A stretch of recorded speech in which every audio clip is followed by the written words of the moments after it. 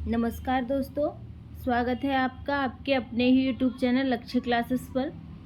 रोज़ की तरह आज भी हम सामान्य हिंदी के महत्वपूर्ण प्रश्नों पर चर्चा करेंगे। आप सब लोग जल्दी से जल्दी जुड़ जाइए और सेशन को शेयर कर दीजिए अपने सभी दोस्तों में, ताकि सभी लोग जल्दी से जुड़ जाएं और हमारे महत्वपूर्ण प्रश्नों का लाभ उठा सकें।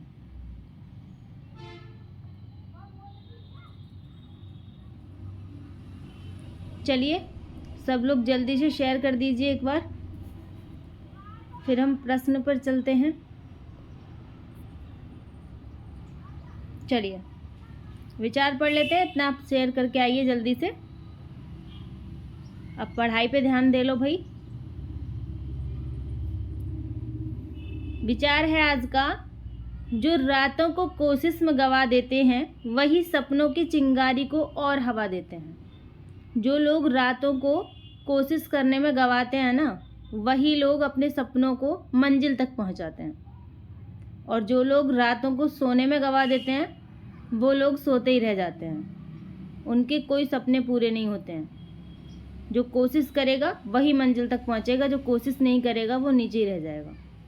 ठीक है, तो कोशिश कीजिएगा और अपनी मंजिल को पा लीजिएगा। कहते हैं ना कि कोशिश करने वालों की हार नहीं होती, लहरों से डरकर नौका पार नहीं होती, और कोशिश करने वालों की हार नहीं होती। तो कोशिश करो, हार नहीं होगी। प्रश्न है हमारा, वर्णों के समुदाय को क्या कहते हैं? ये बताना है हमें कि वर्णों के समुदाय को क्या कहते हैं। वर्णमाला कहते हैं, सर्वनाम कहते हैं, अक्षर कहते हैं या क्रिया कहते हैं? जल्दी से कमेंट बॉक्स में आंसर दीजिएगा, वर्णों के समुदाय को क्या कहते हैं। चलिए जल्दी से आंसर दीजिएगा, वर्णों के समुदाय को क्या कहते हैं भाई।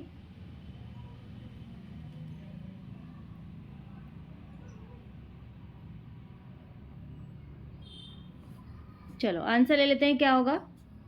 वर्णों के समुदाय को हम क्या कहते हैं?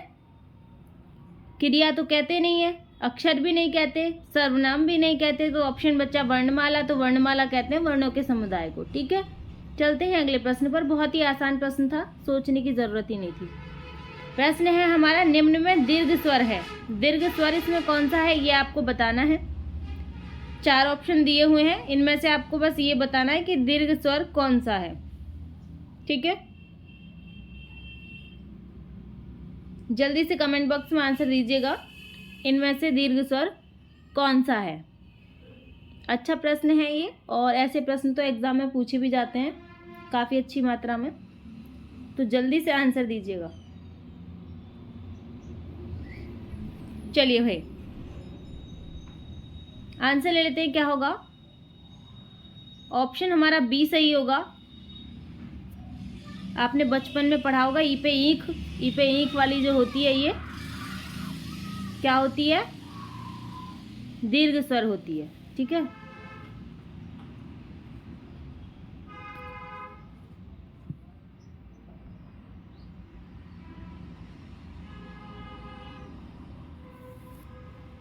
चलिए अगले प्रश्न पर चलते हैं भाई। प्रश्न है, निम्नलिखित में शुद्ध शब्द छांटिए। शुद्ध शब्द आपको छांटना है, कौन सा है? आशीर्वाद, आजीविका, अध्ययन या ऊनी? कौन सा शब्द इनमें शुद्ध है ये आपको छांटना है। जल्दी से कमेंट बॉक्स में आंसर दीजिएगा भाई, छांट के कौन सा शुद्ध है। अच्छा प्रश्न है ये भी, और ये तो सभी 1-2 बार एग्जाम में पूछे गए हैं, तो सभी अच्छे हैं। जल्दी से आंसर दीजिएगा।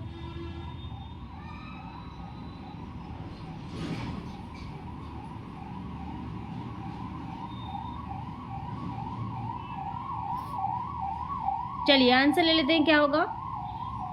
आशीर्वाद। क्या आशीर्वाद ऐसे लिखा जाता है भाई? आप कहेंगे नहीं लिखा जाता, कैसे लिखा जाता है? फिर यदि ऐसे नहीं लिखा जाता, आशीर्वाद भाई लिखा जाता है ऐसे। ठीक है, ये गलत है। आजीविका शब्द है हमारा, आजीविका, ये तो बिल्कुल सही है भाई। आजीविका ऐसे ही लिखा जाता है, तो शुद्ध वर्तनी हमारी यही हो गई, आजीविका। लेकिन हम इसको भी देख लेते हैं, क्या अध्ययन ऐसे लिखा जाता है? आप कहेंगे ऐसे नहीं लिखा जाता, अध्ययन ऐसे लिखा जाता है। ठीक है, ये शुद्ध होता है। अब आप कहेंगे ऊनी, ऊनी तो आपको पता ही है, ऐसे नहीं लिखा जाता। कैसे लिखा जाता है ऊनी? ऐसे लिखा जाता है ऊनी, ठीक है। मतलब ऊ जो है ये गलत लिखा हुआ है उसमें, ऐसे लिखा जाता है। चलिए चलते हैं अगले प्रश्न पर। प्रश्न है विसर्ग संधि है, इसमें आपको बताना है विसर्ग संधि कौन सी है। विसर्ग संधि इसमें कौन सी है? निष्काम है, संयोग है, सदैव है या ग्रीश है? जल्दी से कमेंट बॉक्स में आंसर दीजिएगा, कौन सी विसर्ग संधि है। प्रश्न ये भी अच्छा है भाई, जल्दी से आंसर दीजिएगा। इनका सबका हम क्या करेंगे? संधि विच्छेद करेंगे जब हमें पता चलेगा कि इसमें कौन सी संधि है, ठीक है। जैसे गिरीश का संधि विच्छेद करेंगे तो कैसे होगा? गिरी धनीश, तो कौन सी संधि होगी? दीर्घ संधि। सदैव, वैसे तो ये देख के पता चल रहा है कौन सी संधि है, वृद्धि संधि है। लेकिन यदि किसी को ना पता चले तो सदा धन एव, ऐसे इसका संधि विच्छेद होगा और फिर इसमें कौन सी संधि होगी? वृद्धि संधि। ये हमारा ऑप्शन सही नहीं है। तो संयोग दिया हुआ है, संयोग का संधि विच्छेद हम कैसे करेंगे? सम धन योग, तो इसमें कौन सी संधि हुई? व्यंजन संधि। ए ऑप्शन बिल्कुल सही है, निह धन कर्म, निष्कर्म, ठीक है। पहला ही ऑप्शन सही है, इसमें विसर्ग संधि है। चलते हैं अगले प्रश्न पर। शोकाकुल में समास है, कौन सा समास है शोकाकुल शब्द में? तत्पुरुष समास है, कर्मधारय समास है, बहुव्रीहि समास है या वैभाव समास है? जल्दी से कमेंट बॉक्स में आंसर दीजिएगा भाई, कौन सा समास है शब्द कोकाकुल में, शोकाकुल में, ठीक है। चलिए भाई आंसर ले लेते हैं, क्या होगा इसका। सबसे पहले समास विग्रह करेंगे, तब जाके हमें पता चलेगा समास कौन सा है। तो समास विग्रह कैसे करेंगे? शोक से आकुल, शोकाकुल, ठीक है, शोक से आकुल। ए ऑप्शन बिल्कुल सही है, तत्पुरुष समास। चलते हैं अगले प्रश्न पर। प्रश्न है निम्न में तत्सम शब्द है, तत्सम शब्द क्या है ये आपको बताना है। सोल है, शोभन, सोता या सोना? जल्दी से कमेंट बॉक्स में आंसर दीजिएगा, कौन सा तत्सम शब्द है इनमें। अच्छा प्रश्न है,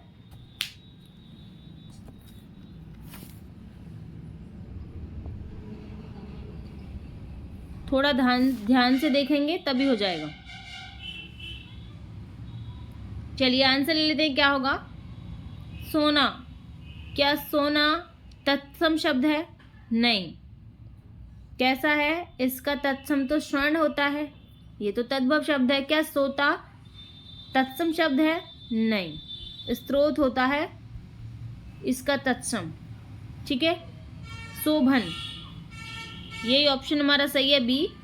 शोभन जो है ये तत्सम शब्द है, क्योंकि इसका तद्भव तो सुंदर होता है, ठीक है। 16 है, ये तो तत्सम शब्द है ही नहीं, आपको पता है, क्योंकि सोडस होता है 16 का तत्सम, 16 तो तद्भव है। चलते हैं अगले प्रश्न पर। गोधूम का तद्भव क्या है ये आपको बताना है। गोधूम का तद्भव शब्द, बहुत ही आसान प्रश्न है, सोचने की जरूरत ही नहीं है इसमें। तो जल्दी से कमेंट बॉक्स में आंसर दीजिएगा बस। गोधूम शब्द का तत्सम पूछा है, तद्भव पूछा है हमसे। गोध होता है, गोंद होता है, गेहूं होता है या घी होता है? जल्दी से कमेंट बॉक्स में आंसर दीजिएगा। चलिए आंसर ले लेते हैं, क्या होगा? गोत जो है ये क्या है? ये तो तद्भव है, पर किसका है? गेहूं, गोधूम का नहीं है, गोत्र का है। गोंद जो है ये क्रोड़ का है, और गेहूं, सी ऑप्शन बिल्कुल सही है। गेहूं जो है ये गोधूम का तद्भव शब्द है, क्योंकि घी तो घृत का होता है। चलते हैं अगले प्रश्न पर। प्रश्न है कृश का विलोम होगा, कृश का विलोम क्या होगा ये आपको बताना है। केश, भव, विटप या हष्ट पुष्ट? जल्दी से कमेंट बॉक्स में आंसर दीजिएगा, प्रश्न बहुत अच्छा है। कृश का विलोम,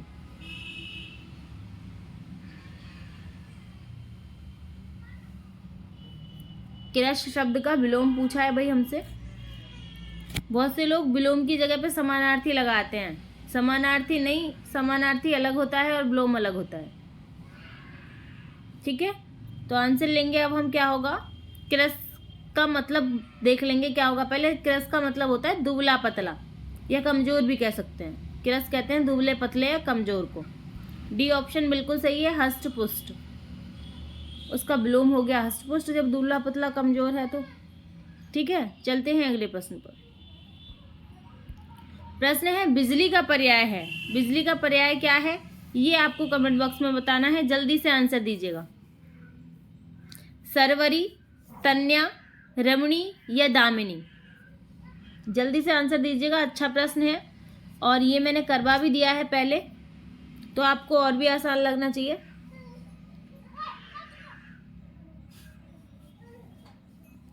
चलिए जी, आंसर ले लेते हैं। क्या होगा? डी ऑप्शन हमारा बिल्कुल सही है। यहाँ पे दामिनी। बिजली का पर्यायवाची क्या है? दामिनी। चलते हैं अगले प्रश्न पर। प्रश्न है जो क्षमा करने योग्य नहीं है उसे क्या कहेंगे? अदम्य कहेंगे, अक्षम्य कहेंगे, निर्गुण कहेंगे या सक्षम कहेंगे? जो क्षमा करने योग्य नहीं है उसे क्या कहेंगे ये पूछा है हमसे। जल्दी से कमेंट बॉक्स में आंसर दीजिएगा। प्रश्न तो अच्छा है भाई और आपको आता भी होगा, इसमें भी कोई संदेह नहीं है। चलिए आंसर लेते हैं। क्या होगा? जो क्षमा करने योग्य नहीं है इसका मतलब क्या है? वो अक्षम्य है। ठीक है, बी ऑप्शन बिल्कुल सही है। चलते हैं अगले प्रश्न पर। प्रश्न है भौरा, कोयल और सखी किस शब्द के अनेकार्थी हैं ये पूछा है हमसे। भौरा, कोयल और सखी ये किस शब्द के अनेकार्थी हैं ये बताना है। अली के, अंत के, अनंता के या आकार के। अच्छा प्रश्न है, जल्दी से आंसर दीजिएगा।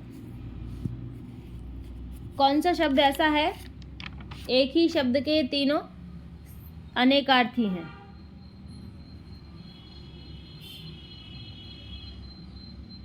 चलिए जी, आंसर ले लेते हैं। क्या होगा? वो शब्द है ए ऑप्शन अली। अली भौरा को भी कहते हैं, अली कोयल को भी कहते हैं, अली सखी को भी कहते हैं। ठीक है, तो अली अनेकार्थी है इन तीनों शब्दों का। चलते हैं अगले प्रश्न पर। प्रश्न है हमारा आकृति शब्द का समानार्थक क्या है? शब्द दिया हुआ है आकृति और इसका समानार्थक क्या है ये आपको बताना है। बनावट है, बुरा कार्य है, स्वच्छ है या खटास है? जल्दी से कमेंट बॉक्स में आंसर दीजिएगा। प्रश्न अच्छा है, थोड़ा सा ध्यान देने की ज़रूरत है बस आपको, और आप बता देंगे इसका आंसर।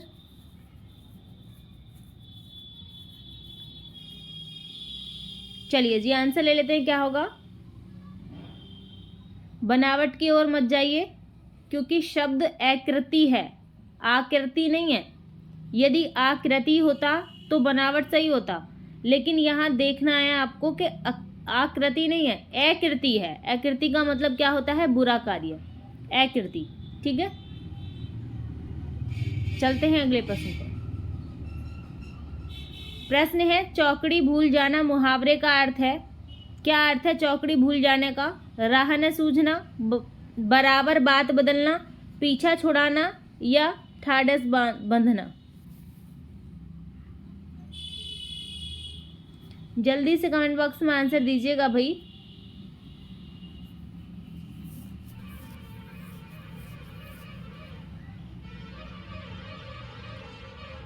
ठाटस नहीं है भाई,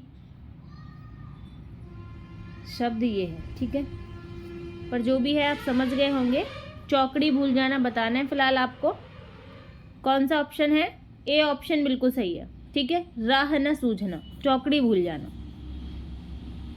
चलते हैं अगले प्रश्न पर। प्रश्न है इनमें से भाववाचक संज्ञा है। भाववाचक संज्ञा कौन सी है? तप है, तीर है, भरत है या चिंता है? सोचने का प्रश्न ही नहीं है, जल्दी से कमेंट बॉक्स में आंसर दीजिएगा। भाववाचक संज्ञा कौन सी है?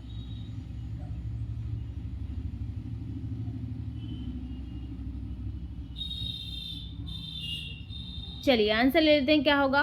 डी ऑप्शन बिल्कुल सही है। चिंता जो है ये भाववाचक संज्ञा है। ठीक ठीक है, चलते हैं अगले प्रश्न पर।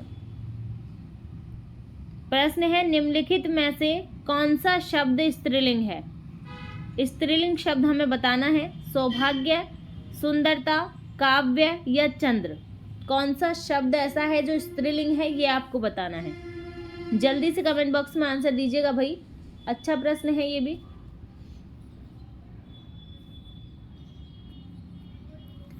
चलिए आंसर ले लेते हैं, क्या होगा? सौभाग्य। चंद्र, चंद्र उदय होता है, होती थोड़ी ना है, तो ये तो पुल्लिंग है। काव्य, लिखा जाता है, लिखी थोड़ी ना जाती है, तो ये भी हमारा पुल्लिंग है। सौभाग्य, सौभाग्य से मेरा ये काम हो गया, गई थोड़ी ना होती है, हो गया है नी, सौभाग्य से होता है तो होती नहीं है, तो सौभाग्य हमारा पुल्लिंग है। बी ऑप्शन बिल्कुल सही है हमारा। सुंदरता, सुंदरता होती है, होता नहीं है, ठीक है, ये स्त्रीलिंग है, बी ऑप्शन। चलते हैं अगले प्रश्न पर। प्रश्न है, संस्था शब्द का बहुवचन क्या है? संस्था शब्द का बहुवचन बताना है, क्या है? संस्थापन, संस्थाएं, संस्थागत, संस्थाओं। जल्दी से कमेंट बॉक्स में आंसर दीजिएगा। संस्था शब्द का बहुवचन।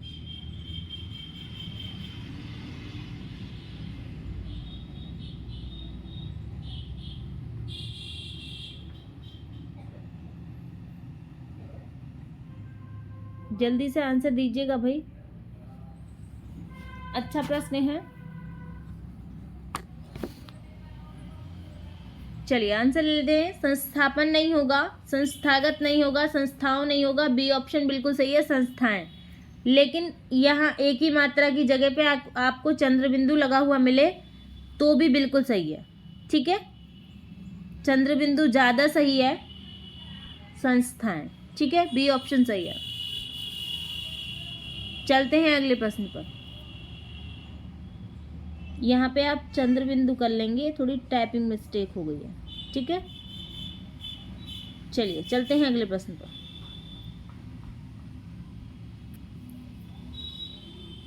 प्रश्न है, यह मकान मेरे भाई का है, रेखांकित पद है। रेखांकित पद कौन सा है इसमें? यह है, तो यह के बारे में पूछा है हमसे। संज्ञा है, संकेतवाचक सर्वनाम विशेषण है, या ओनली विशेषण है, या क्रिया विशेषण है। जल्दी से कमेंट बॉक्स में आंसर दीजिएगा। यह इसमें क्या है? यह मकान मेरे भाई का है, रेखांकित पद है यह, और रेखांकित पद के बारे में ही हमें बताना है।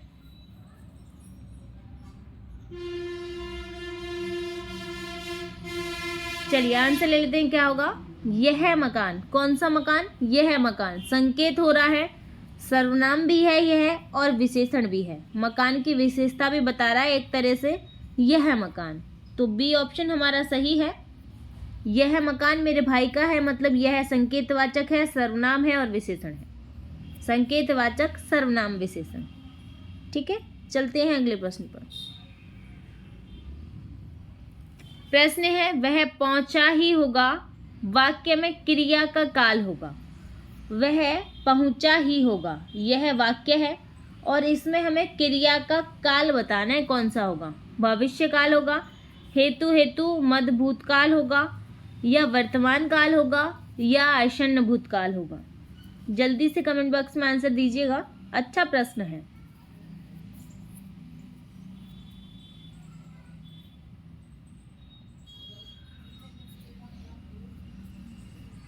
वह पहुंचा ही होगा। चलिए आंसर ले लेते हैं, क्या होगा? वह पहुंचा ही होगा, मतलब ज्यादा देर नहीं हुई है, अभी पहुंचा है, बिल्कुल जस्ट अभी पहुंचा है, पहुंचा ही होगा, आसन्न भूतकाल है, ठीक है, डी ऑप्शन बिल्कुल सही है, पहुंचा ही होगा, भविष्य नहीं होगा भाई इसमें, आसन्न भूत होगा, ठीक है। वह पहुंचेगा होगा, यदि ये होता कि वह पहुंचेगा तो भविष्य होता, वह पहुंचा ही होगा मतलब पहुंच गया है ना अब, तो इसमें आसन्न भूत है। चलते हैं अगले प्रश्न पर। वाच्य किसके अनुसार बनता है? किसके अनुसार बनता है भाई वाच्य, ये आपको बताना है। कर्ता के अनुसार, कर्म के अनुसार, या भाव के अनुसार, या उपयुक्त सभी। जल्दी से कमेंट बॉक्स में आंसर दीजिएगा। किसके अकॉर्डिंग हम वाक्य को बनाते हैं ये आपको बताना है। 3-4 ऑप्शन दिए हुए हैं आपको और आपको इनमें से बताना है कि कौन सा सही है।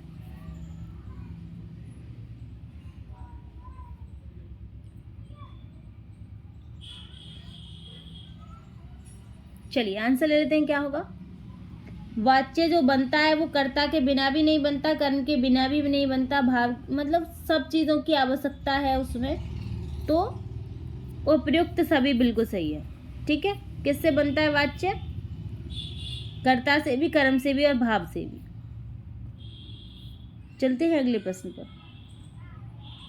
प्रश्न है बैठक शब्द में कौन सा प्रत्यय है? शब्द दिया हुआ है बैठक और इसमें प्रत्यय पूछा है हमसे कौन सा है? बे है, बैठ है, अक है या कै है? जल्दी से कमेंट बॉक्स में आंसर दीजिएगा। बहुत ही आसान प्रश्न है, इससे आसान क्या ही कोई प्रश्न होगा।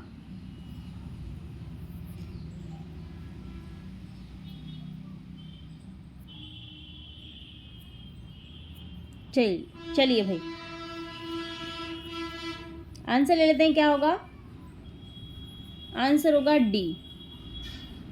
बैठ मूल शब्द है और कै प्रत्यय है। ठीक है, तब बना है बैठक शब्द। आज के सेशन का लास्ट प्रश्न था भाई ये। इतनी देर तक बने रहने के लिए भाई बहुत बहुत धन्यवाद आपका। सेशन को लाइक कीजिएगा, शेयर कीजिएगा एंड चैनल को भाई सब्सक्राइब भी कीजिएगा। सब्सक्राइब करते रहो भाई और लोगों को शेयर भी करो। ठीक है, धन्यवाद।